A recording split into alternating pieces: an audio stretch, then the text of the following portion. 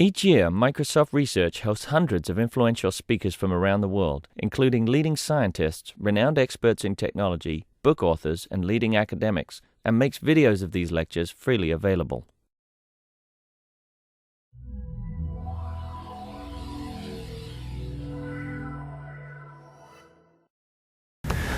Okay, so the next roughly hour and a half, I'm going to take you through the basic theory. This could be really, really deadly. Okay, but I've had pretty good reaction to the way this is presented. I will definitely, sort of monitor, and this is why I wanted a small group, so that I could interact more with what's going on. I think this works out okay, but the key thing here is, the whole reason for this theory part is I want you to get an understanding for the underlying techniques. This is all the sort of the basic control theory. It's like, control theory for dummies, and I consider me the first dummy here, because it took me a long time to appreciate what this stuff is about. But it's enough so you can actually do reasonable things, and we've done reasonable things with it. So, I think it'll both give you a feeling for it, as well as, give you something that you have the basis to do some practical stuff with it. So here's the view, sort of the overview of where we're going to go. Okay, so we want to build this kind of control system here, and I included these various. Okay, so here's our controller.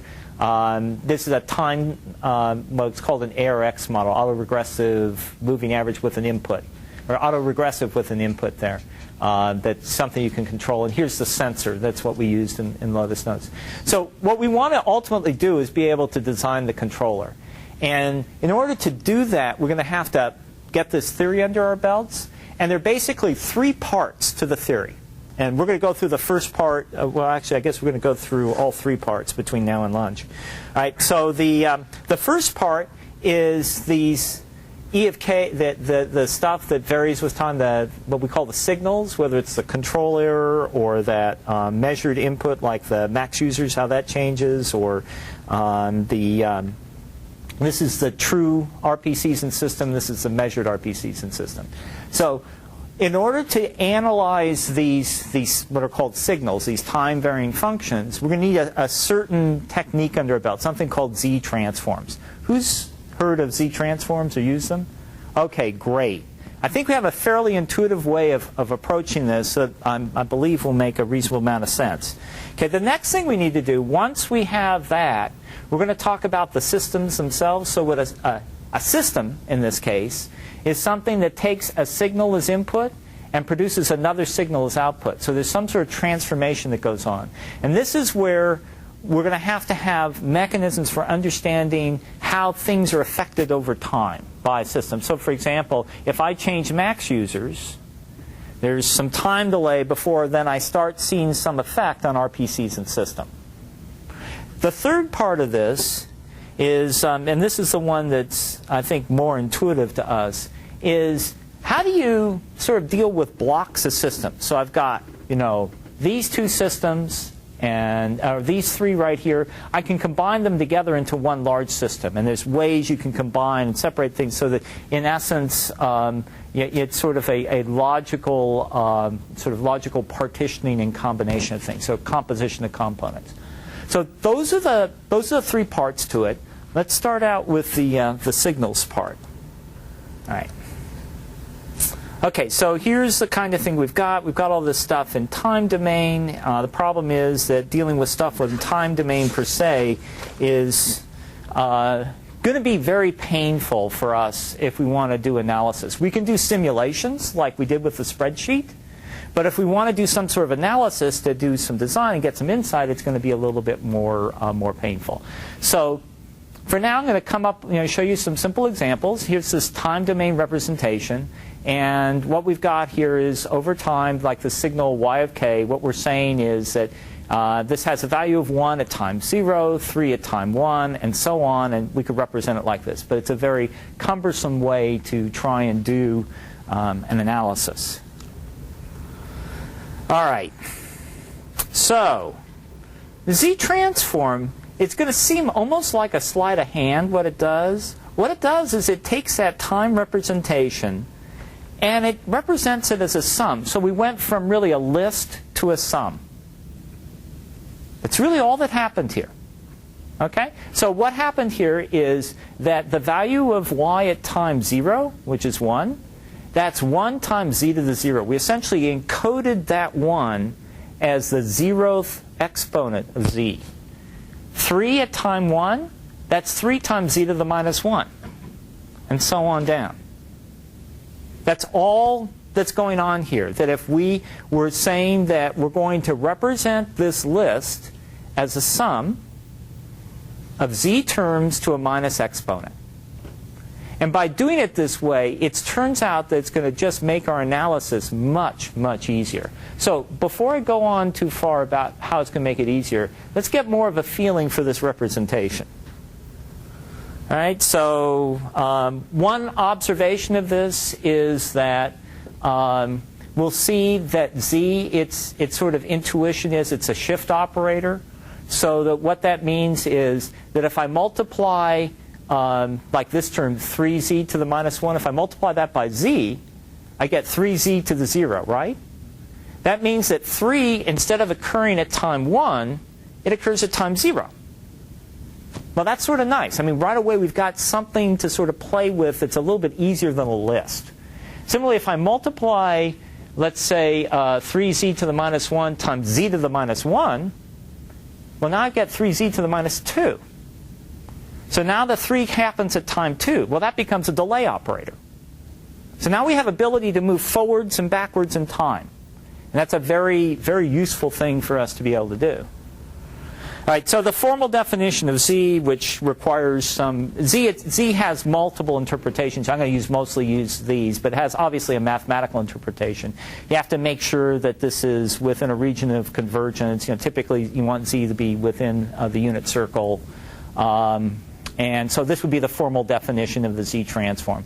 But for the most part, I'm going to use this kind of intuition here, that what we're doing is we're taking this list representation of time, like y of 0 is 1, y of 1 is 3, and so on, and we're encoding it as a summation where the time index is the negative of, it appears as a negative exponent for z. And that's the main concept to grasp there. So let's try some examples. Okay. Here is our y of k series, and we've got it represented as a z transform.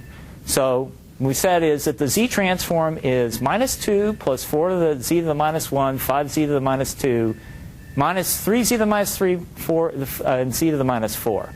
Okay, so what would the list representation be? Okay, what is y of k? What is y of 0? Yeah, it's minus 2. Why is it? And from the z transform, I mean, you can see it from the plot. How can you tell from the z transform? Because you look at the coefficient of 1, of z to the 0. Right? What's the value at time 3?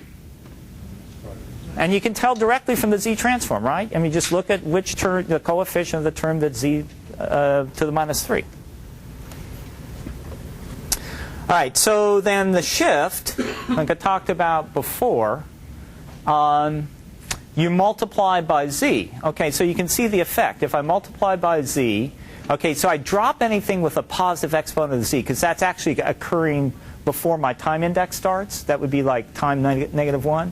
And so then we see the relationship here. It's 4, 5, minus 1, 1. 4, 5, minus 1, 1. And then the times have just moved to the left. And similarly, we've got delay. So if I multiply by z to the minus 1. All right. Okay. So the way we typically are going to build up signals is we'll look at sort of basic, sort of a basis of some sort. We'll talk about an impulse and a step. Those are the common ones we'll sort of look at. So an impulse is simply a signal which is 1 at time 0 and 0 everywhere else. Okay, so why is its z transform 1? Because the coefficient, because it only has, right, it's only non-zero values at time 0. And that would be 1 times z to the 0. So that's a 1.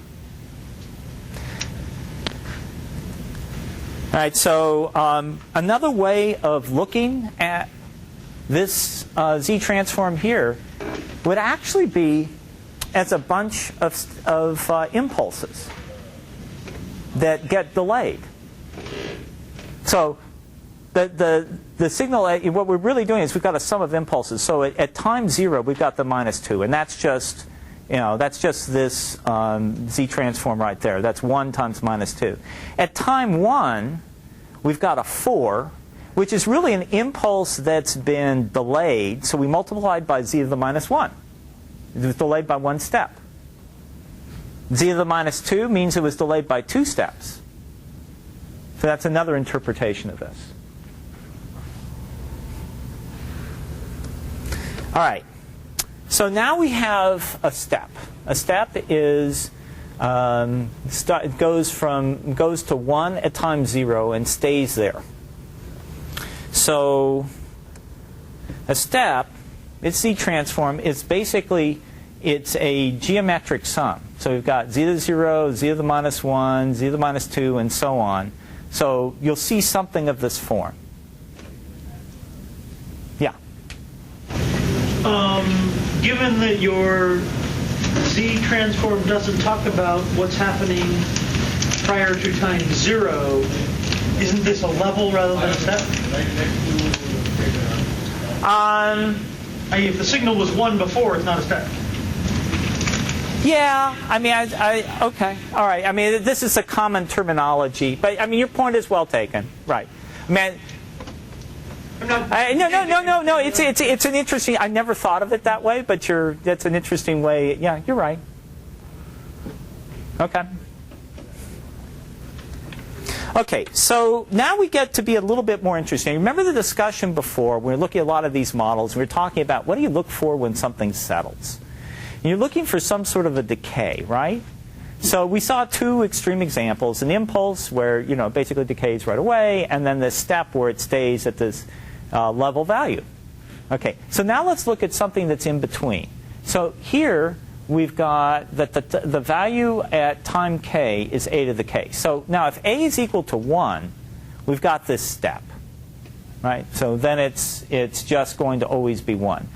If a is greater than 1, what happens? Right, it's unstable, right? So you maybe are already getting some intuition about where we're going in terms of determining whether or not something is stable. Ultimately, we're going to come back to some expression of this form, some base to a power. If that base is greater than, the absolute value is greater than 1, then it's going to be unstable. If it's less than 1, then you're going to get a decay.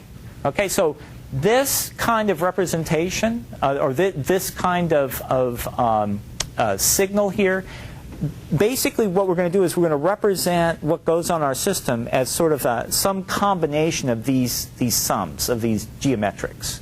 And so this becomes a very common form here. So the z transform for this is, when k is 0, it's 1. And then you get, at time 1, you get a. At time 2, you get a squared, and so on. So this is the z transform there. So an example over here is this one here where a equals 0.8. How about if a was 0.4? How would this curve change? It would decay faster, wouldn't it? Yeah, because as you get larger and larger powers, the a would go to 0 faster. And so typically this is sort of what we look for is, are those, how close are those a's to 1? The close, or to 0. If a is closer to 0, it's going to settle faster. All right, so this is more for your reference, just to keep around. I mean, you've got the basic definition of these are 2 signals here, and then we talked about the shift where you multiply by z and the delay where you divide by z. The other thing is these have some straightforward things where you can scale the original signal here, multiplied by a, and it multiplies the z transform by a, and then you can sum these signals as well. So you'll see that as well, and that works out in a straightforward way. That will be important when we do the composition of diagrams, because we'll have points at which we sum things together, like when we compute the control error. And we take the difference between the reference input and the measured output. So that's where that kind of property will be important. All right, so we sort of led up to this a little bit, the poles of a Z-transform. So we sort of saw this before. We saw that the expansion of this in terms of the denominator, we saw that the pole, when we got the geometric representation there, that what this really is, this is really a signal that if you looked at it in the time domain, y of k would be equal to a of k, a to the k. That's what this is over here. In this case, the pole is a. So what that really means is that's telling you something very fundamental about that signal. And that is that how fast it's going to decay is really going to depend on a. So if a is small, it'll decay quickly. If a is large, it'll decay slowly. And so from the point of view of Z-transforms, what that means is even if you have something very complicated, if you can find all the places in the denominator where z will be 0. In this case, it's very easy because z is going to be 0. The denominator will be 0 rather when z is equal to a. But you can have something that's quadratic or a cubic, and if you just find all the places where values of z for which the denominator is 0, you'll find the poles for that signal, and those poles are going to tell you about how that signal behaves over time. So here's an example. Here's a quadratic. The poles signify extremes, whether it's in a good way or a bad way. Well, okay. So you may ask how the term pole came about. Yeah. Okay. So okay. Fair enough. Right. Exactly. You got the idea. If you plot these out, if you plot z over the real line, and the point at which that expression becomes large. So if you look at v of z here, or y of z over here, this is better because we don't know the answer there. Okay, look at and just say that assume that z is real. It doesn't have to be. Z could be imaginary because obviously if you get a quadratic, you don't have to have a real solution. But assume that z is 0, and then you just plot the value of y of z as you vary across the real line. When the denominator is 0, what happens to y of z? Goes up, right? That's where the intuition about pole came about. That was all. Okay, so the poles of this, you'd have to solve that quadratic. If the numerator was negative, it would go down also. Yeah, okay, that's fair enough. Fair enough. Right. It's going to be extreme. Right. Right, exactly. Whether it goes up or down, it's right. It's a far distance from the real line. You're absolutely right. Okay, so in this form, you'd have to solve the quadratic, and it's not hard at all with this stuff to come up with things where you have, in the denominator, you have an order of 3 or 4 or 5 even. It's very easy to come up with those kinds of expressions. Basically, the more elements in the system that you're designing, the higher the magnitude, the order of the denominator for the end-to-end representation. So that's why a tool, something like MATLAB, is so useful to be able to find this kind of stuff. But once you separate this out using something called partial fraction expansion to this form, now it's pretty easy. You see you have a system with 2 poles. You have a pole at 1, and you have a pole at 0.8.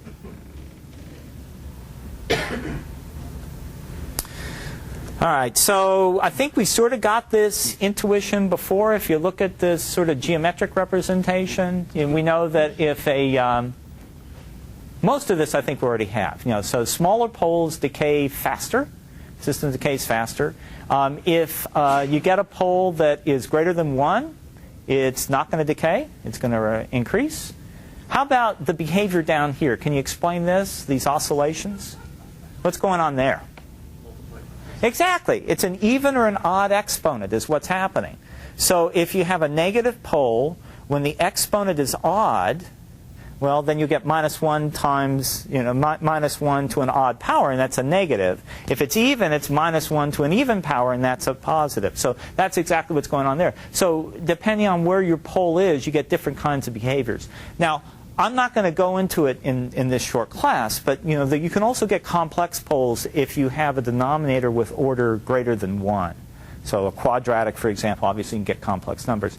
The effect of a complex pole is, again, to introduce oscillations. But from our point of view, from a design point of view that I'm going to focus on today, I'm going to focus on the issues of stability and settling time and to some degree the accuracy. And for those, you really just care what the absolute magnitude of the pole is. So if it's less than 1, it's going to be stable. And if the absolute magnitude is closer to 0, it'll settle faster. All right, so I think we sort of went through all this, and we saw about that convergence and about the oscillation. All right. Okay. All right. So I think we got all that. Okay. So at this point, we have the basics for the signals and the basics for the Z transforms. Now, the next step is then to talk about how signals change. So, for example, if I want to be able to express what happens. Let's see. I think I've got a. Well, let me go back here. I want to be able to express what happens when I change max users and how that's going to affect the RPCs and system. Okay, so max users is one of these signals that I'm going to express as time varying because I'm changing it over time. And I just want to look at this server in isolation. And I want to see what the effect is on this output signal over here, which is going to be RPCs and system. And I need some mechanism for describing that, because ultimately the way I'm going to describe the components of my system is in terms of these kinds of transitions or transformation, what's called a transfer function. A transfer function has some time varying effect on the relationship between the input and the output. I need a mathematical way of describing that. Okay, there was a question? Yeah, actually, the previous slide, what did it mean when you had 2 poles? So it's just a summation, right? It's 2 signals and you superimpose them. Right. So you'll see more of this later on. But when you have 2 poles, that's exactly right. You treat it as like 2 separate systems where you sum them together. And then you get this more complicated behavior. And that's, in fact, how we explain very complicated systems, is by the sum of multiple of these geometrics. But having the geometric in the back of our mind shows us a very simple way of getting that fundamental analysis. Because in the end, the system will be dominated by the largest pole. If my largest pole has absolute value greater than 1, it's unstable. It doesn't matter what else everything is. If my largest pole is 0.8, it's going to be slow, even though I may have a lot of poles around 0.1 and 0.2. Those don't matter. So that's the way we get some simplification in our analysis. And if poles are imaginary, you said it's going to oscillate. Yeah, but the way you deal with imaginary numbers is it's their absolute magnitude, right? It's their distance from 0 is what you care about. And that will determine that's the magnitude of an imaginary pole. And what's the difference between a pole that's negative and a pole that's imaginary? Both oscillates, right? Yeah, you still look at the absolute magnitudes. Right. Okay, so for the transfer functions, we have this example from before with the where the U of k is max users and Y of k is the measured output, or in this case RPCs and system, and we'd like to be able to relate the two using some kind of a transfer function that expresses that. Okay, so what a transfer function is, it's the ratio of the Z transforms of the output signal to the input signal. And I'll give you more intuition for what this means. We'll start out by just looking at this mathematically, but what I'll do is I'm going to go through a progression of showing what some possible transfer functions are, and then you'll get a feeling for, get some intuition for this. This is a formal definition, and you can see sort of intuitively at a high level what it means. It means that the transfer function tells me essentially that if I kick the system, here's what I'm going to get out. If this is an impulse, this is a signal that's going to come out. That's sort of the intuition. But we'll go through some details so you get more of an insight into what this means. All right. So let's start out with a simple one. Yeah? Can you explain what you mean by autoregressive input? Yeah, autoregressive just means that it depends on the last value of the output. Okay? So Y of k depends on Y of k minus 1. And the ARX, or the forced input part, the X part, means that there's something you can control or manipulate, like max users, and that's the U. And by the way, you can make these models a lot more complicated. I mean, you can add on other historical terms, you can add on other U terms, you can add on other signals. I'm trying to keep to the basics here. You can make them a lot more complicated and still apply all this theory that I'm presenting here. Okay, so if we look at this right here, let's go back to the definition. Okay, so we know a number of things. Here's in the time domain. We apply U of k. The system, what it does is it just multiplies by a constant. It might be like an amplifier. And then we get y of k on the output. Okay, let's think of this in terms of z transforms. Okay, it's defined, the transfer function is the ratio of the output to the input. So we need to figure out what the output signal is. Okay, so given u, and so we've got u of z, that's its transfer function. We don't know what it is, but just u of z is its u of z is its z transform. So it might be an impulse, it might be a step, whatever it is. We know we get y just by multiplying by a because of the property of the z transform. So the way you scale things is you just multiply by that scale term. Okay, so then the transfer function is just the ratio of y to u, that's this, which equals a. Notationally here, your capital U of z is the z transform of lowercase u of k? That's correct. So the capital, just for the audience, because that's an important point, which I should have said, which is, the notation is that the time domain signals are all lowercase. They'll have a k as a qualifier. The z domain are all uppercase, and you'll see a z as it's being a function of z. Okay. So that one's relatively straightforward. And just to show you the format I'm going to do this in, because we will get a bit more complicated, now I'll show you what this would be the block diagram notation in z domain. We'd see u of z coming in, a is our transfer function, and then y of z is going out. And what this means in the time domain is that if you had this impulse at 1, and our transfer function is 3, so that means a equals 3. It's a kind of amplification. That means on the output of this impulse is going to be another signal that has a height of 3. What's it going to look like with a step? So my input is going to be a flat 1. What's my output? Flat 3. And what time unit will it start at? 0. 0. Right, exactly. But no real amplifier does that. No real amplifier does that. This is a perfect amplifier. So actually, good question. Okay, no real amplifier does that. So let's say that a real amplifier, what it would do is, and this is still no real amplifier, but let me put it this way, a less unreal amplifier. Okay, what it actually is going to do is instead of starting at the output at time 0, let's say it'll start it at time 1. Yeah, exactly. We need to divide by z. So I think we've already almost done this chart. Okay, so now we've got a delay. And we see that we know by the definition of, we know from the property of the z transforms that if we want to do this time delay here, we divide by z. So that's our transfer function. There's its representation. That's the input to the output for an impulse. And we just did the step. Okay? So far? Okay. So far, so good. All right. Now, that's a step of 1 unit. We can do a step of many units. So suppose you have a delay of n units. Then we're dividing by z to the n.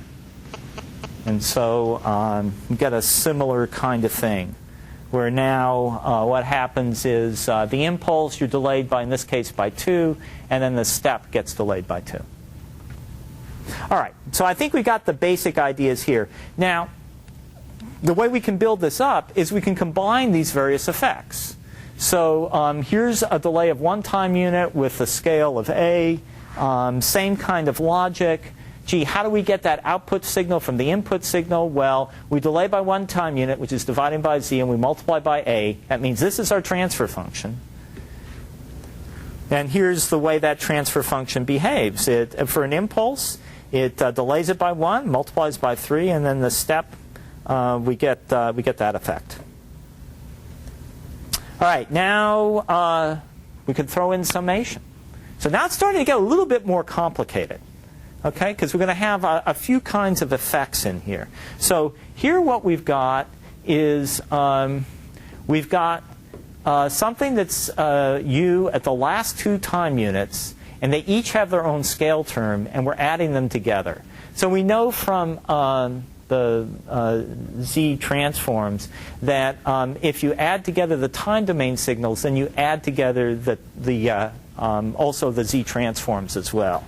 So what that means is if we look at how we get the output signal from the input signal, what it means is, okay, well, that first part there is a z to the minus 1 times u of z, and the second part there is b z to the minus 2, because we're delayed by 2 time units, times u of z. We divide, we come up with a transfer function. So that's what it looks like. Now it gets to be a little bit more involved. You know, our impulse input, generates something that's a little more involved. We've got, 2 significant peaks there because we've got those 2 delayed effects. And similarly, we get a little bit more complicated behavior with the step. All right? Now let's be a lot more sophisticated. Okay, now what's going on here is we've got a whole bunch of history. Essentially, this is a geometric. So we're saying that y at time k is what we had at u at time k plus a times u at time k minus 1, and so on back. If you work this out, this is really the same thing as this expression where we've got, if you just look at what y of k minus 1 would be, that you would have then a term that would then have start with u of k minus 1 but without the a. So it's really just a times y of y at k minus 1 plus u of k. So this is really just a shorthand expression for that one there. Okay, so this is going to be sort of our bread and butter, this kind of expression here. And we're going to make them a lot more complicated. They're going to combine together, and you'll get really complicated expressions. They'll still be linear, but there'll be a whole bunch of these things. But that's the way this expression works.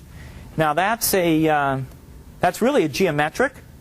So what we've got here is if you look at what y is in terms of u, we're going to have 1 plus a z to the minus 1 plus a squared z to the minus 2, and so on, like this. That's all that. We're just picking off the terms of the signal there. Okay, you take the ratio of the 2, and you get something of this form. And that is a geometric. Go down here, yeah. So here you see the geometric, and so we get it in this form. And what's okay? So when we then look at the effect then of, let's say, if this is really a transfer function, but suppose that was a signal, what would we know about that as a signal? What's its pole? A. All right. So it goes back to this representation up here. What do we know about that A? What happens if A is greater than 1? Right. So you can see how that's going to happen from up here in that transfer function. If A is greater than 1, we're saying that the output keeps on increasing as time goes back further.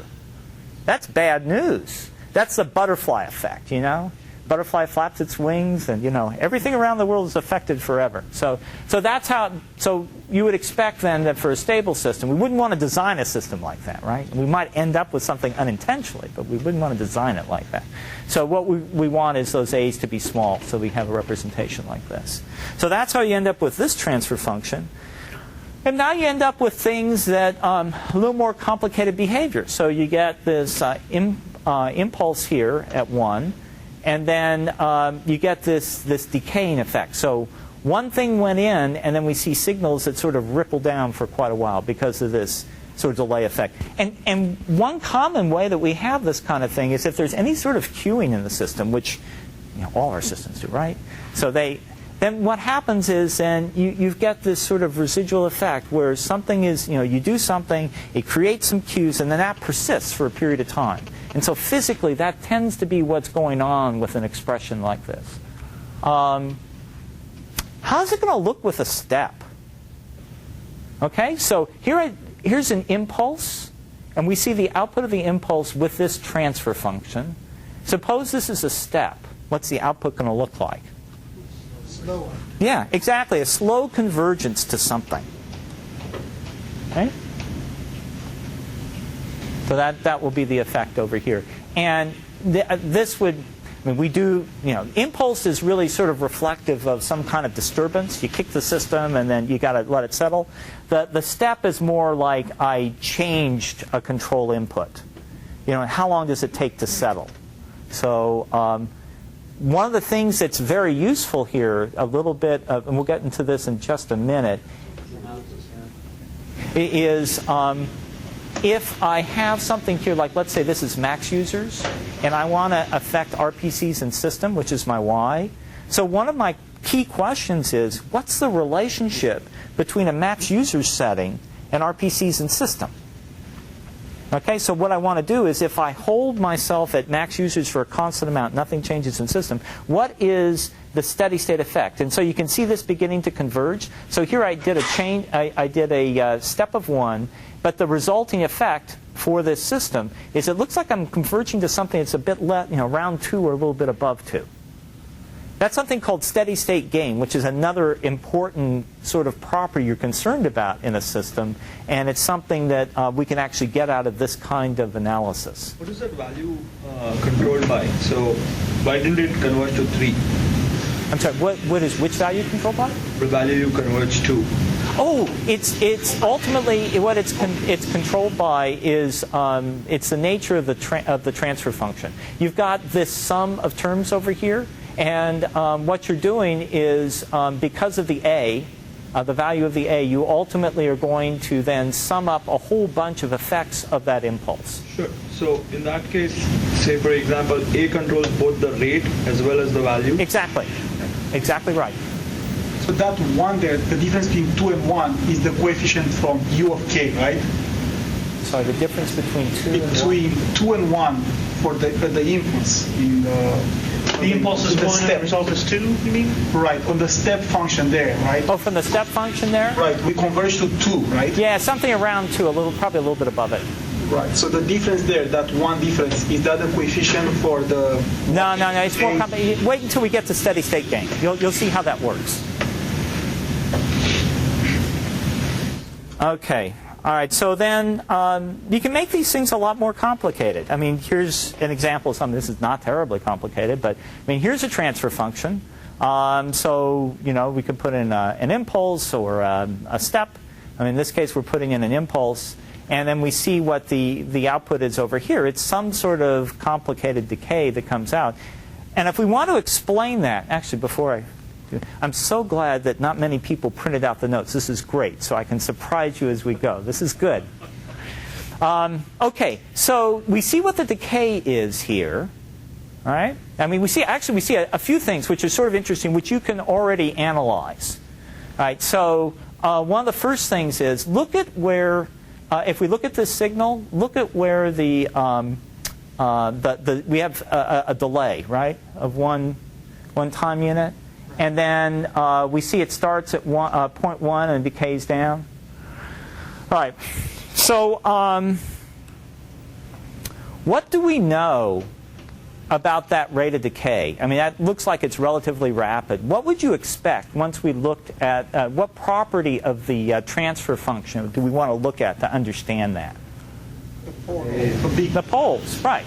Right. And what would you expect on the poles, the largest pole? Would you expect it to be large or small? Very small. Probably smallish. Yeah.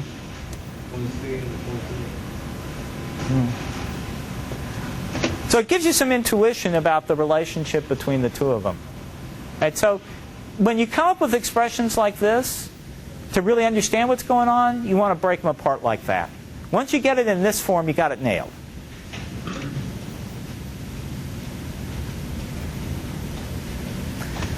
All right, so there are a few interpretations of this which are pretty useful to have.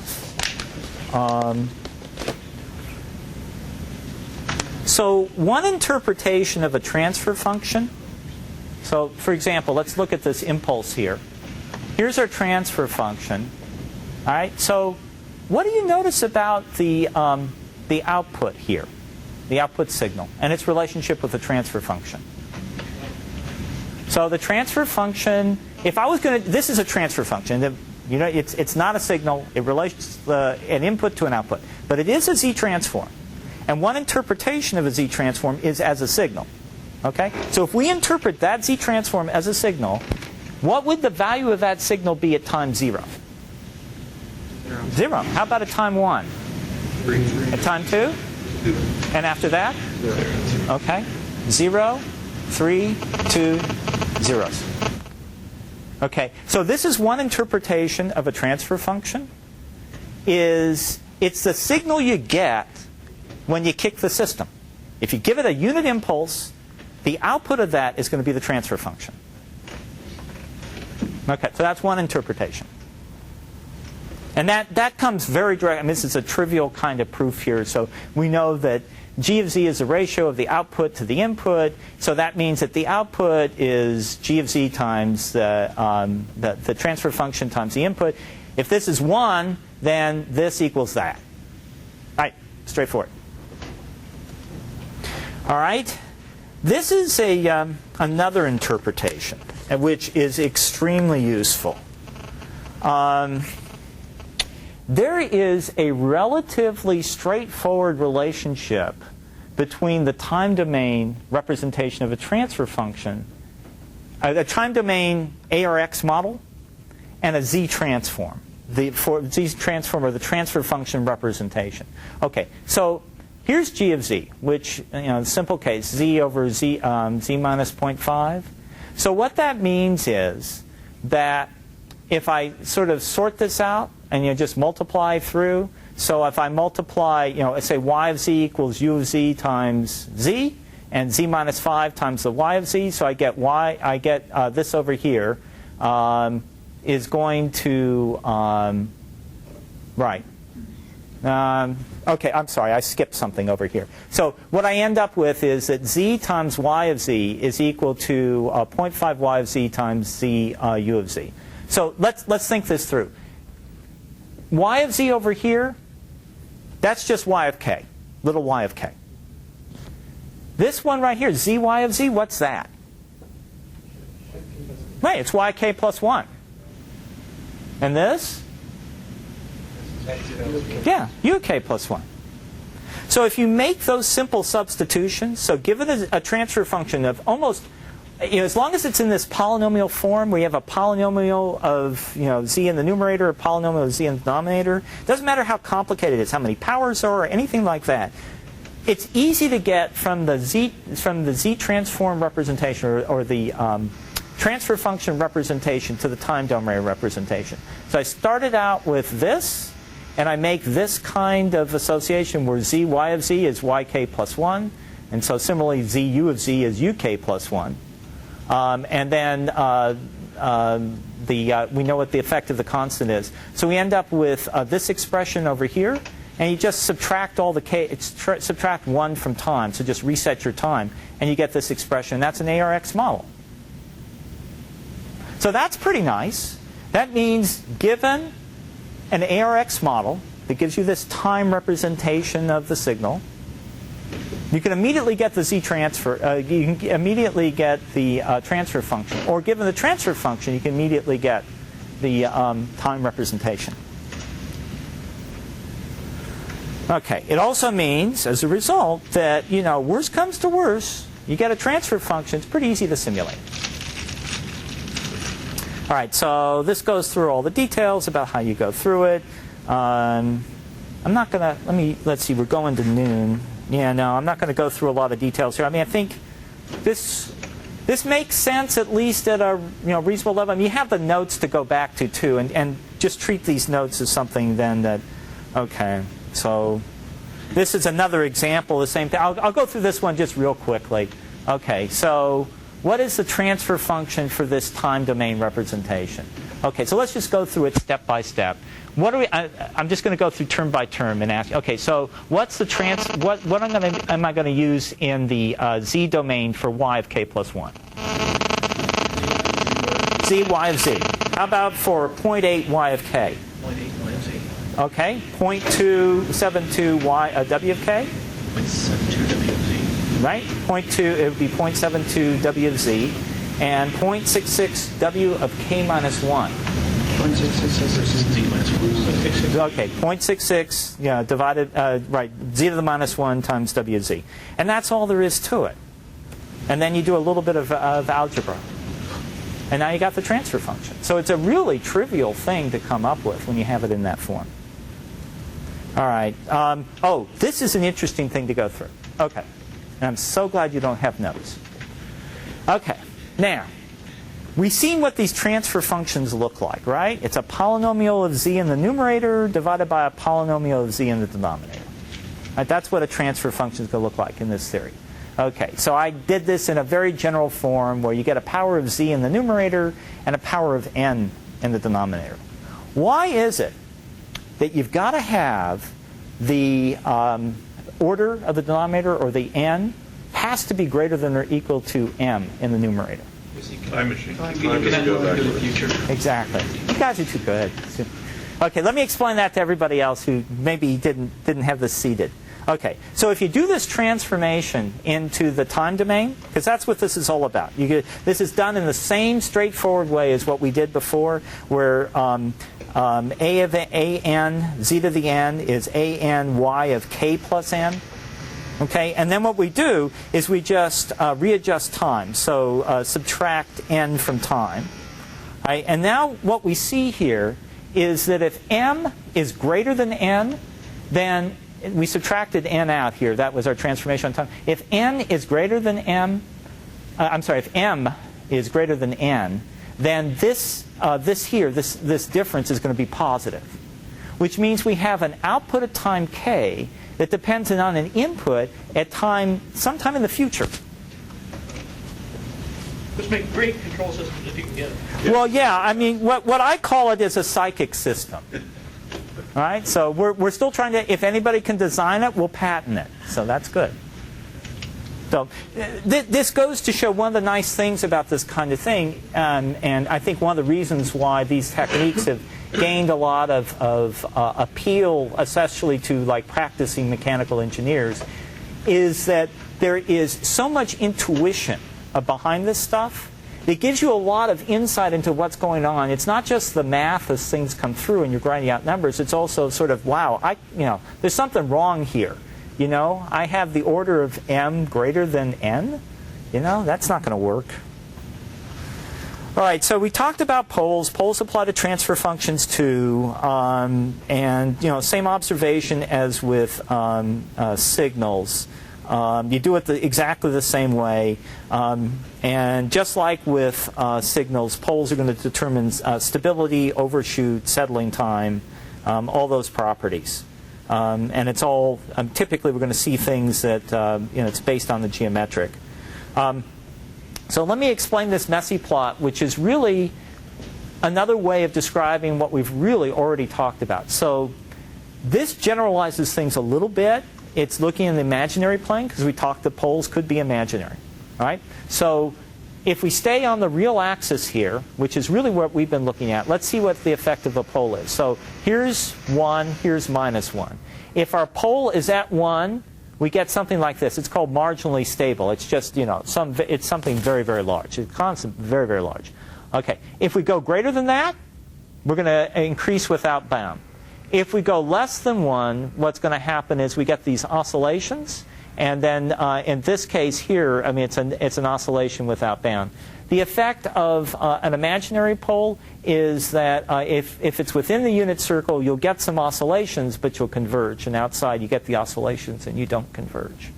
So again, I think it's all stuff that you've already got. All right, now what we're going to do is, now you've got the intuition and almost all of the basic tools. And give you a few simple derivations that will be very important to us in terms of design. So let's see on page 46.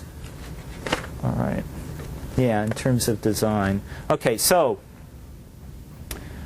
settling time for a system. So we want to talk about, we have the settling time for G of Z. I say this is a unit step.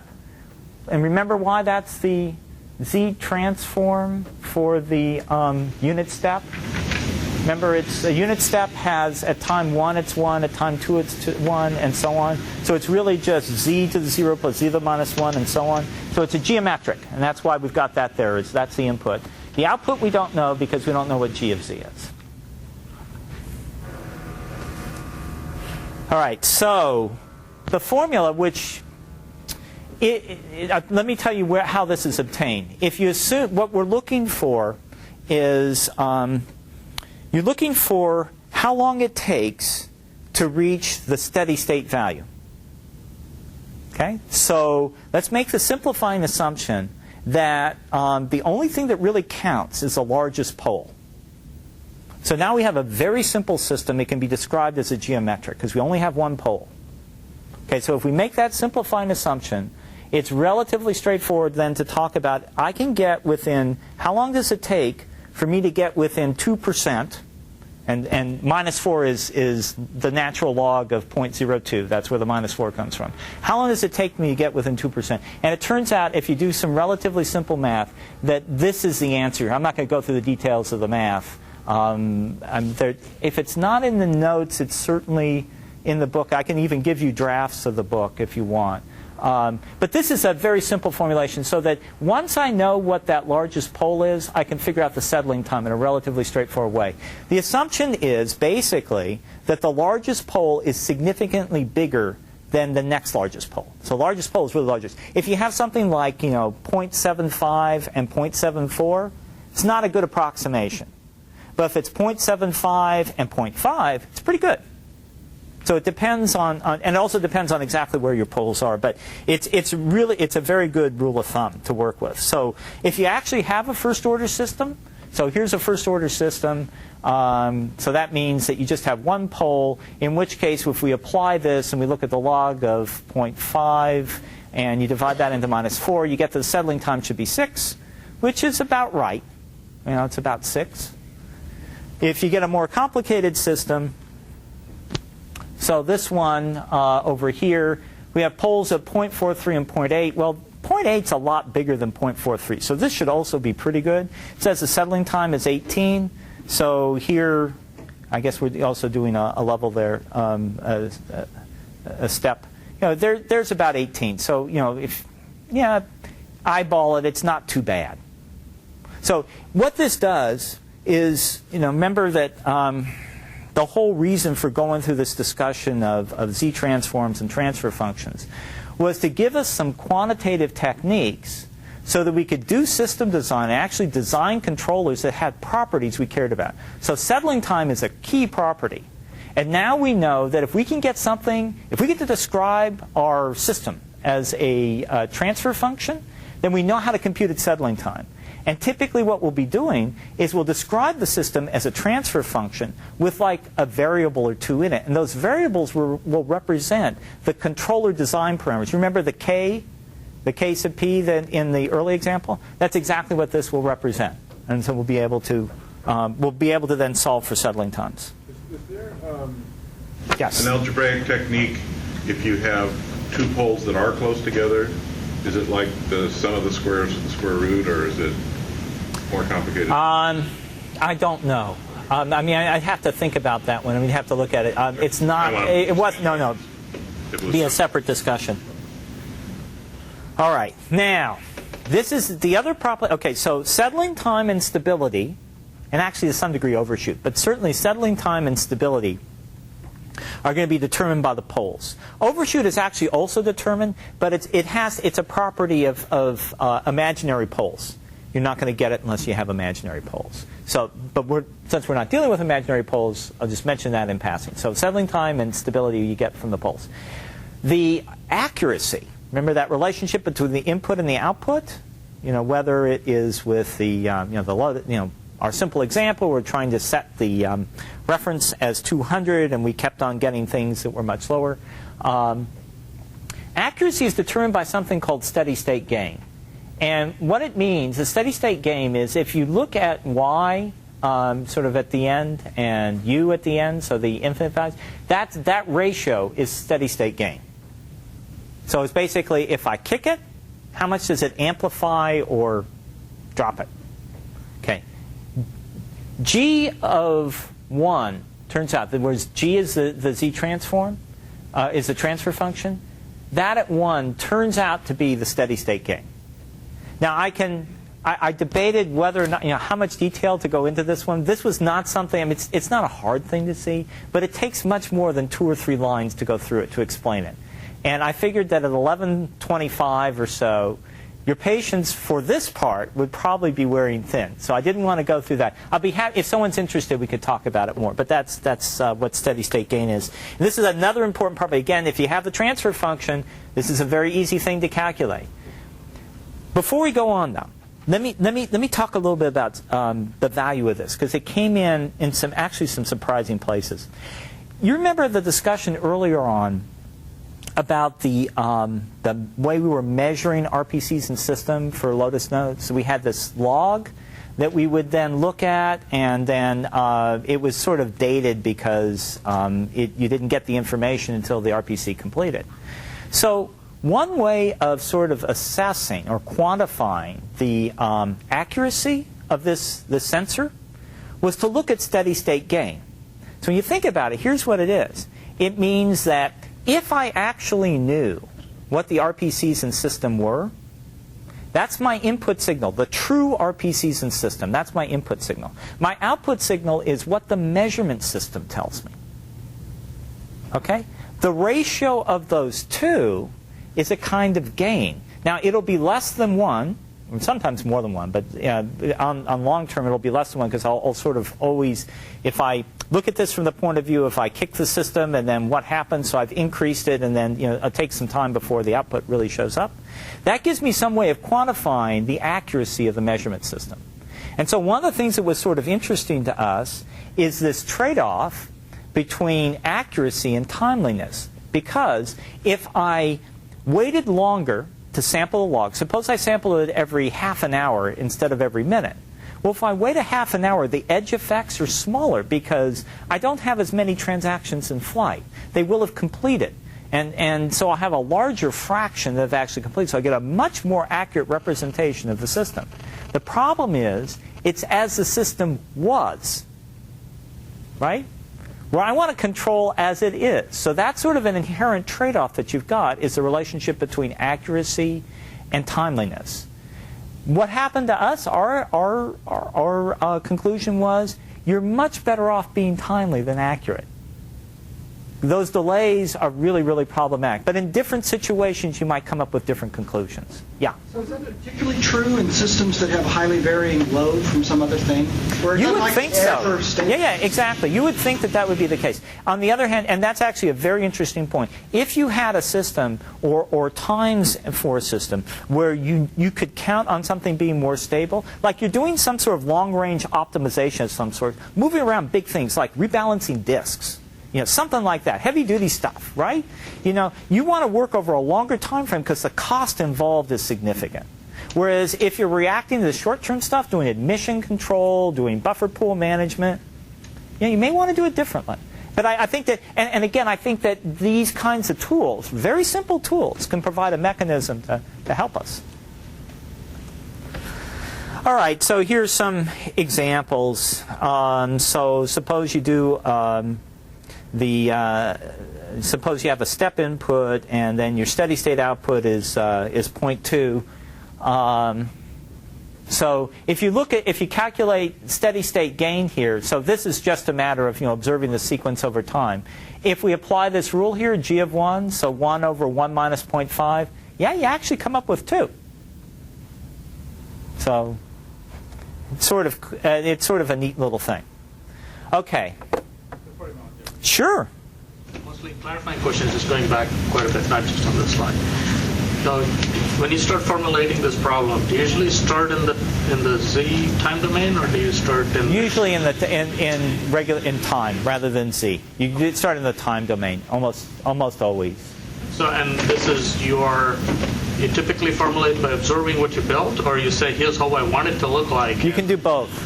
What we have done, and there's sort of an interaction there, typically what we do is we'll start, and there's a whole progression here. So you start by figuring out what's your goal.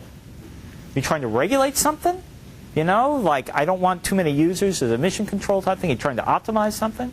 Then you look at your system. You figure out, okay, what are the knobs I've got, and what are the things I can measure? And a lot of times you don't have the right knobs, or the knobs don't affect what you can measure, or what you can measure, it has some problems with it. So there's some work there to sort of clean that stuff up. Once you've got that and you can actually see that the knob will affect your measurements, then you start going through this kind of analysis, typically in the time domain, observing, trying to get a feeling for how the inputs affect the outputs. First in sort of like a idealistic sort of modeling where I control it, and then doing it online and seeing if you can get accurate online models. So that's sort of the progression. And then the other thing is, so do we have tools that take this kind of theory and put it with the regular capacity planning tools we have, which use queuing theory? No. So we don't. The two don't mix, or it's just that we are. No, the two can mix. It just hasn't been done. At least not that I'm aware of. All right. So this section here is a little bit lighter. It's the last section before lunch. Sort of motivates you. Once we go through this, then after lunch, it's going to be more of an interactive design session. What I'm going to do to try and illustrate the application of these concepts and also some of the key areas about control design is we're going to do stuff with spreadsheets. We're going to go through, we're going to try something, we're going to see how it works. So sort of to keep your energy up at least through this section over here. Okay, so here we're doing this thing about composition of systems. Okay, I'm going to make it into a big system. All right, so here's our situation. We've got these two systems in series. And we want to understand what would be the time domain representation of this thing when we got those things cascaded together. Now, let's first of all appreciate what we've got here, that this is a non-trivial thing to do. So if you look at how this system works over here, it says the output W of k depends on the last W of k and the last U of k coming in. Okay, so we've got that sort of interaction there. Now, if we want to figure out the output here, y, as it relates to U, then we sort of have to embed this one inside of this one, and it gets really, really messy. So I wouldn't want to do this just by some sort of algebraic manipulation. I mean, it's a bit of a pain. That said, if we do this in the z domain with transfer functions, life actually becomes surprisingly easy. Because it turns out that the transfer function for these concatenated systems or systems in series is just the product of the transfer functions of the individual systems. The reason is actually really straightforward. Because what we're after, this transfer function here is y of z over u of z. That's this right here. And if you just look at the transfer function here, which is w over u, and the one here is y over w, these cancel out. That's the reason why it works. So if you do something, remember we talked before, and we can read off this transfer function. We know this is what? Z, w of z?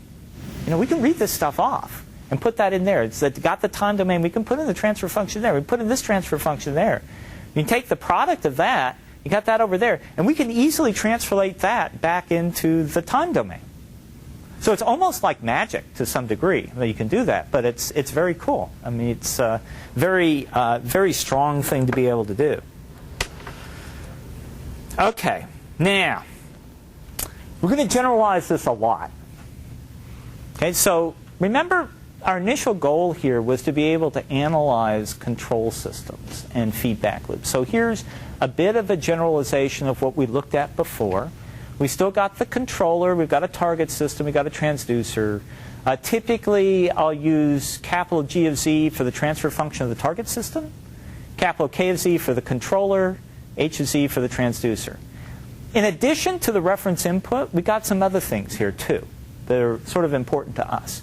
So we got the disturbance over here.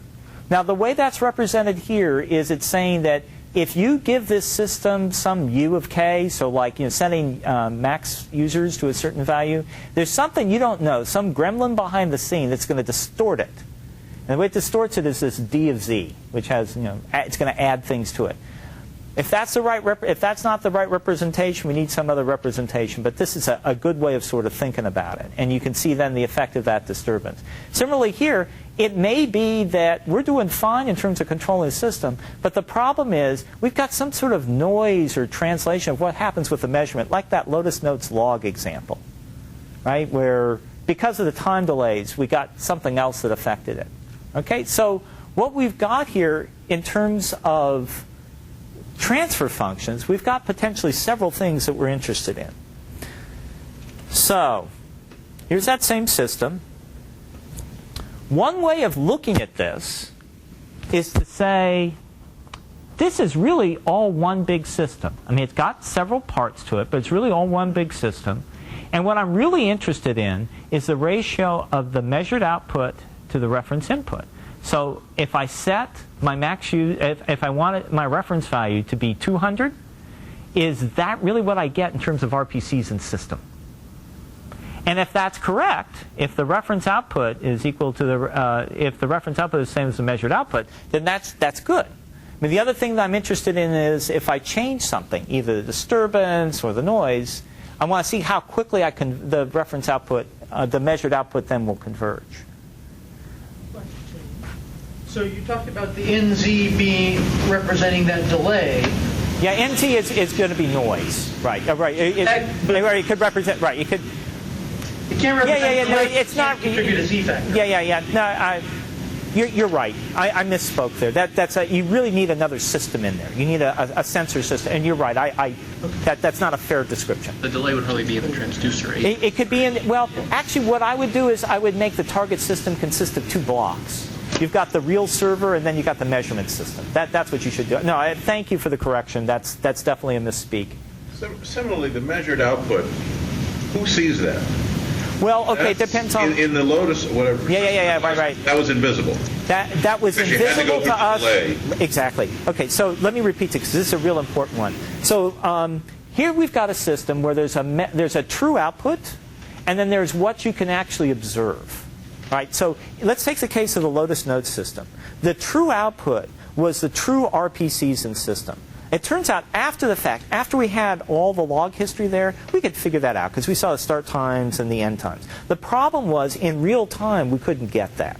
And so we could figure this out after the fact, but it didn't help us for control purposes. All right. So a few observations here.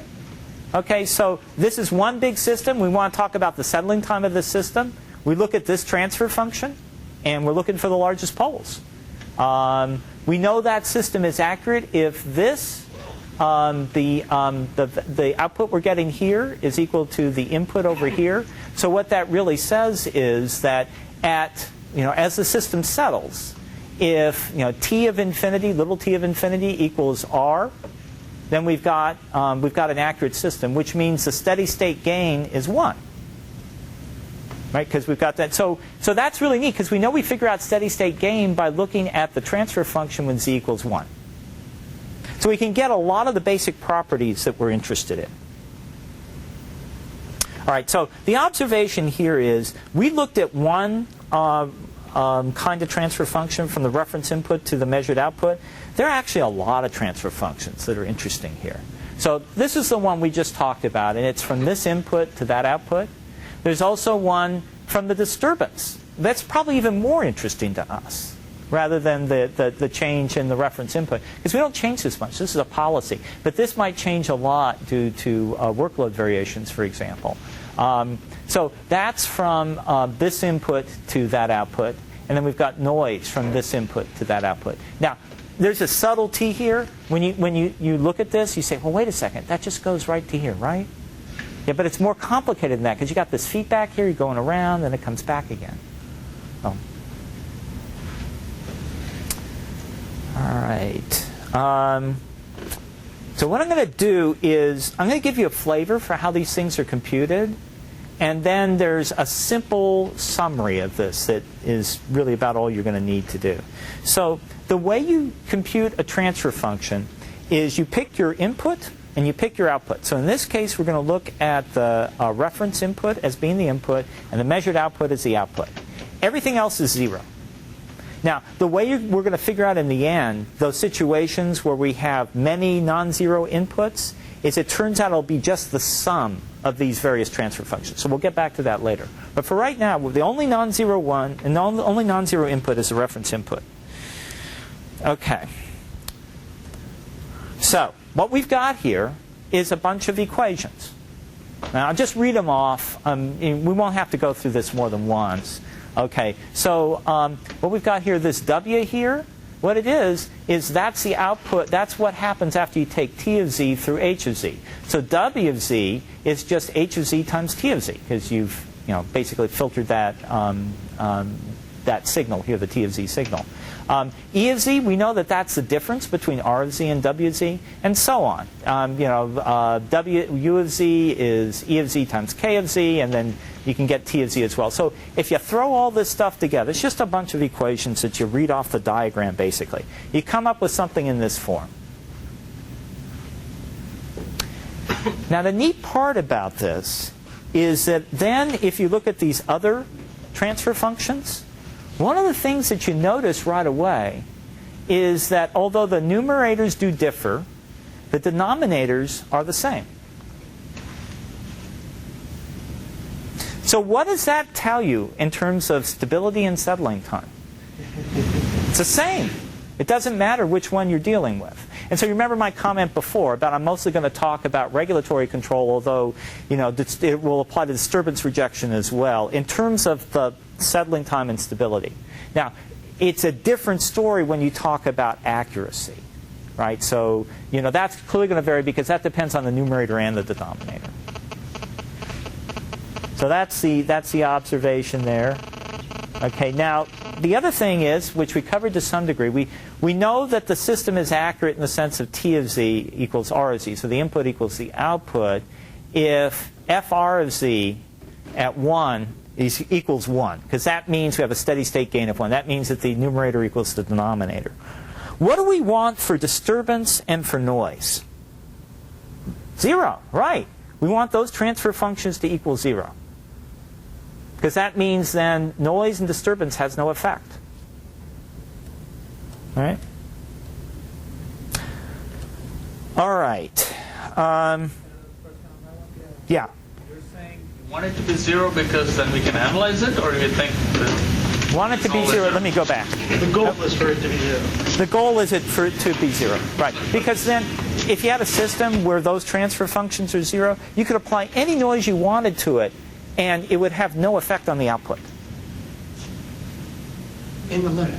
In the limit, right? In the limit. In the limit. The problem is you have to get the number on top, 1, to go to 0, and that's real hard. Right. Well, you have to get G of Z to go to 0. Right. Right. So, or the denominator has to be very large. Disturbance, yes. Noise, right. no. Right. So, right. Yeah, obviously this won't work. So the other thing you can do is make the denominator very large. I mean, this is the ideal, but it's not going to, you're not going to achieve it like this. So this would have to be something that's very large, which basically means you have to deal with, the combination of the gains there, and then, that some things, basically what we control is K of Z. We're designing the controller. That's our knob to try and do things. But you can see what the trade-offs are. I mean, it may be that we're going to make the thing settle faster, but the effect might be to increase noise. There could be all sorts of interactions here. All right. So if you're interested, I'm not going to do this right now because I'd rather give you a little bit more mental break, even though everybody seems to be still very, very alert, and give you a chance for a few questions. But if you go back to that spreadsheet, there's the tab, the one that says notes sensor, notes plus sensor plus disturbance, and you want to play around with this a little bit, you can. After lunch, when we start talking about the control design, we'll do a lot of the spreadsheet stuff, and you get a chance to interact with that a bit. But for right now, I'll sort of leave that. And then the other thing is, this is a summary, really, of everything we went through over the last roughly hour and a half. the theory. So I'll just explain what it all means. I mean, what we've got here is we defined a transfer function as we've got this input signal, we've got an output signal, and the ratio of the two is the transfer function. You see the effects there. We know that it's stable if the absolute value of A, where A is the largest pole, that's the denominator of the transfer function, Z. So if that's less than 1, we got settling time here. So if that same A, you divide the log of that into -4, that's approximately the setting time, and then this is steady state gain. Right? So we know that we can add signals like this. We got transfer function in series is just their product. And then this formulation over here for the transfer function from the reference input to the measured output is of this form over here. There are variations for noise and for disturbances. What you care about is this denominator here in terms of finding the poles, because then we go back to this expression over here. Okay, so off by 15 minutes in terms of getting to the Q&A part. We did Q&A really throughout. Any other questions or comments now before we break for lunch? Is this general Q&A? Yeah, this can be really anything that you want at this point. The only caveat I'm going to have is I'm going to cut it off very promptly at 12, just to make sure we have time. Please go ahead. In the Lotus example, was there a way to change the data collection or the feedback so that you didn't incur that huge delay of waiting for the buffer to be full? And isn't it incumbent on architects to understand that they ought to make measurements precise and timely? Okay, so that precisely. Right. You know what? Let me. I think that we should be picking up sound in here, right? I shouldn't have to repeat the questions. Do I have to repeat the questions? I don't think so, because I see mics all over the place. I'll repeat that question because I think that that's really important as far as this. Not that everybody's question isn't important. There's just some that I remember to repeat. So the question is, isn't it incumbent on architects to make sure that the measurements are accurate and timely? Right, is that a fair summary? Okay. Yeah, and what happened in Lotus Notes? And what happened? Oh, that's right. Could we have done better with Lotus Notes? Okay, so we were in a research organization. This was a product group. We didn't have a lot of impact. We couldn't even get source code. I mean, there are whole sorts of things. And also, our objective was different. It was a science experiment. It was to understand, to show that we could actually produce something that had a reasonable correspondence. So that was what happened there. Yeah, isn't it incumbent on architects? Absolutely. And my feeling is that these tools potentially give someone an opportunity, a vehicle for that kind of understanding. Because then you have a better way of characterizing what the effect is of some kind of delay. I mean, it depends on many factors. Yeah? Going through that, and logging before a transaction and logging afterwards, you've now doubled the log volume, which can be giant. You've complicated log analysis because now there's 2 records per RPC rather than 1, and so the trade-off is in a dimension different from this performance. And so that's what I was curious is how big clearly it's an impact, but how big an impact is it, and how would you evaluate that? Right. And this is a great example of we knew that we were going to be it was inaccurate because of this delay in logging. But it turns out that we could still get very reasonable control despite the inaccuracy. And we could measure that in terms of the steady state gain of the sensor transfer function. We could incorporate and vary that in our control design, and we saw that we could still get an accurate result. Yeah. And would it have been useful, or how big an impact is it for the controller to have a knob controlling the latency of that logging? For example, if it costs a certain amount to flush the log out, you could perfectly well have the server producing logs in memory, which is a much lower impact than, okay, wait for the disk to write, right? And so if you had a knob saying, you know what, things are thrashing around right now, I need more accurate information, let me go cause the log to flush, which has an impact, but at least I can now control it better, right? That would be a very interesting kind of knob. Actually, it was not something that we considered, but that is another interesting one. Yeah. Go ahead. So it's a separate question from this chain.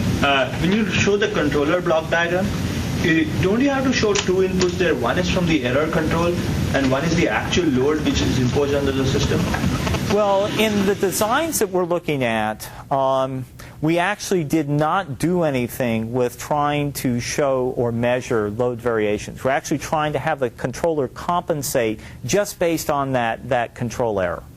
Now, you could have a more complicated design where if you had measurements that were indicative of variation in load, that you incorporated that as well. We didn't do that.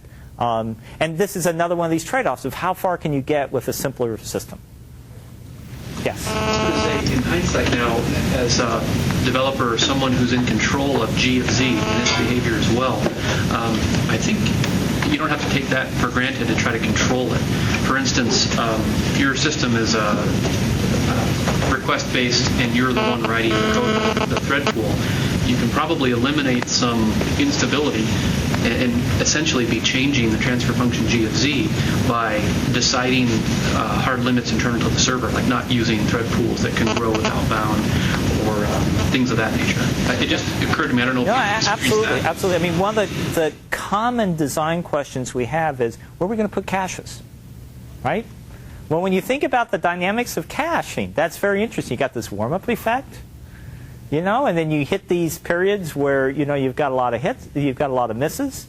So you're throwing in some very interesting dynamics there where, if in steady state you end up with a high hit rate, that's great. But then you have these transients, which might be pretty bad. So I think that's another example where I think this kind of thing could come in very handy in terms of figuring out what's my G of Z? What does this mean in terms of the kinds of workloads that I envision? Other questions? Yeah, Mario. On the topic of sensors, is there a rule of thumb of how often you can miss a measurement? Okay, yeah, that's a good one. Okay, so missing measurements. This is not something that I would say that we've explored much in computing systems. There's the general framework this falls under is what are called observers. And what you'd like to do is, in general, if you can't observe something, you'd like to have some efficient way to estimate it. And it's hopefully not too inaccurate. The problem is the times when we start missing measurements, it's usually because our measurement system is being frozen out because of high priority work. Okay, well, what's the chance that we're going to have, a good projection from our last measurements then? So I don't have a good answer for that one. But it's a very common problem that we face. And I think it's something good to try and work through. Would it be fair to use that, what you just said, as a heuristic that says if we missed the measurement, then we should reduce the max users, for example, in the Lotus Notes case? And that could be. I mean, maybe that's... Usually when we lose measurements, it's because the system is overloaded. That may very well be a good approach. I mean, I think one of the challenges, I think in the Lotus Notes case where it's like a system level, that's very reasonable. I think one of the complicated things that comes in, I mean, something like Singularity, you've got multiple resources that you're managing. So which one should I be reducing? Because I don't know exactly where my bottlenecks are. No, I think that's one of the other challenges, part of the design. Yeah. Yeah, can you speak, you've been speaking about the Lotus Notes case. Can you speak a little bit about the Apache web server tuning experiments around that you did? Oh, sure, yeah. I haven't talked about that at all, have I? Okay, so there were a few experiments that we did, and then there were some others at University of Virginia who did experiments as well. And let me tell you what we did. We did a system that regulated resource consumption for both CPU and memory. And so it was what's called a multiple input, multiple output system. So we had two different kinds of controls. We had something was sort of an emission control where we were controlling the number of users in the system. And another thing that was the timeouts, how long you could hold a session. And let's see, at the UVA folks, they had a slightly different thing. What they were trying to do is control the JPEGs that were being shipped back to the users. So they would have things that had less resolution on them as the system got more heavily loaded. So for us, the extension was really to go from these single things you're controlling, the single output, to multiple input, multiple output. And the observation there was that some of the knobs would affect one or more of the measured outputs, and some of them would only affect one of them.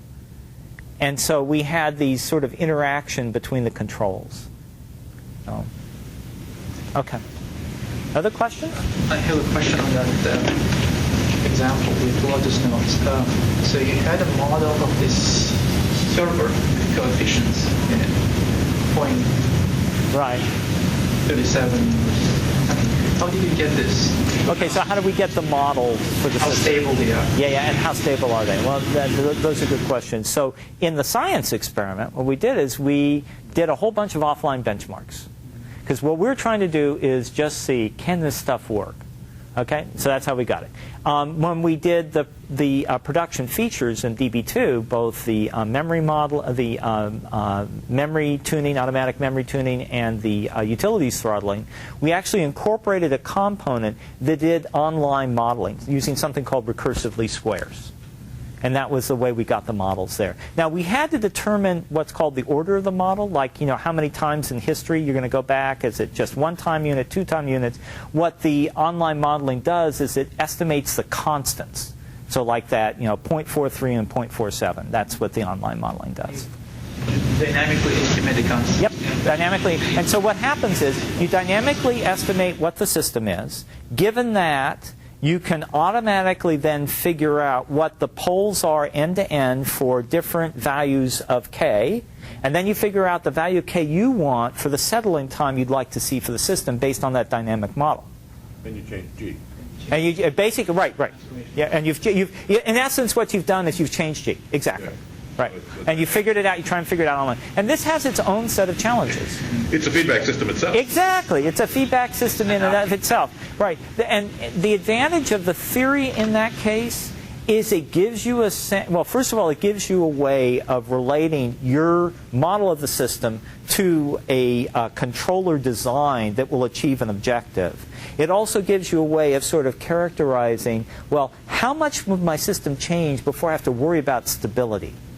So it's something called a stability margin. So I've got to be careful about how much it's going to change. And then you can look at real workloads and see whether or not this is a reasonable assumption. But the end result is that the theory provides you maybe a more logical and rational way to do some elements of design. In the end, the theory only gets you so far. And engineering is really, really important. But the theory can help a lot. Other questions? Kind of a far out one, but armed with the knowledge of the total transfer function with your controller and system, so that T to R, can an attacker come with a certain time varying input that would induce any natural poles to become unstable? Oh, that's an interesting one. That's a very interesting one. Yeah, that's a sort of a threat model kind of thing for. Yeah. So how? Yeah. Systems do have frequencies, and you can drive it. You drive it as a frequency. Absolutely. No, I mean, yeah. I think in an abstract way. I mean, that seems like it's a very interesting. It'd be interesting to think about that one for. And I just wonder, because I haven't ever parameterized my systems, but I wonder what those natural frequencies are. Are they hours? Are they minutes? Yeah. I don't know. You'd have, as a hacker, you'd have to have a lot of information. You'd have to have a lot of information, but it's an interesting thing to think through. You'd have to do an experiment. You just take a frequency from DC and go up to, 10 hertz. What we hear about these horror stories in real life systems that crash. Right. In this case, you don't model that, right? Because remember, that's the controller question. Since you're not looking at user load. Well, there's still an overall transfer function. There's an end-to-end transfer function for the system. Right. I mean, like, for example, let me go back a step. That kg over 1 plus hkg, that has a set of poles. Right. So, trying to animate it here. Yeah, right. So the hacker is a DZ. He's going to influence DZ. So, if you do that, Right. Yeah. Well, doesn't he really? RZ. He really creates RZ variation. He's the guy controlling the rate of requests. He can't get in your system. He can't get in. Right. He can't get in your system, but it's a workload variation. Yeah, I think so. Yeah. That's how I thought of it. So that's how I mean, in this simple model here, the disturbance is represented as a summation effect on your control. And so what we're saying, I mean, in reality, what happens is that because of the nature of the requests that are being made. Maybe knows the right set of SQL queries to make, Maybe because it's just on that border where it's going to change a plan. Something like that. Just, and knows when to do this. Right. Similarly, he could use this to discover things about the load that's unrelated to his work. Absolutely. Carrying his load and observing. Right. So basically we're saying all control theory should be banned. No, all input. All input. All users should be banned. Right. So I was looking at your MIMO controller design, and how would you contrast that with, say, a world of TCP/IP connections where each connection regulates itself? It looks at the environment. There's no central decision-making infrastructure, but each of these are independent control loops. So how do we model those? That's an involved question. Because if you're talking about in general, once we start moving, thinking about what the design is for a control architecture, and the controller has to have certain information. And so in any environment, whether it's distributed or a single system, because the difference between a distributed system and a single system sort of blurs.